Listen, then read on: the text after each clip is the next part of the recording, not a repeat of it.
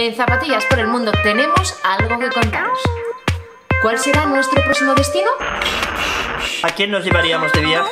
¿Qué cámara utilizamos? ¿Cuál es nuestro presupuesto de viaje? ¡Que no, que no! Aquí las preguntas las haces tú. Y para ello os esperamos el domingo día 9 a las 8 de la tarde, hora peninsular. ¿Dónde estará Albert? Y por supuesto, Ana. ¡Vamos! ¡Zapatillas por el mundo!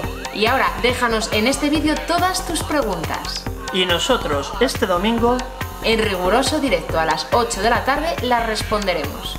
¡Os esperamos! ¡Adiós!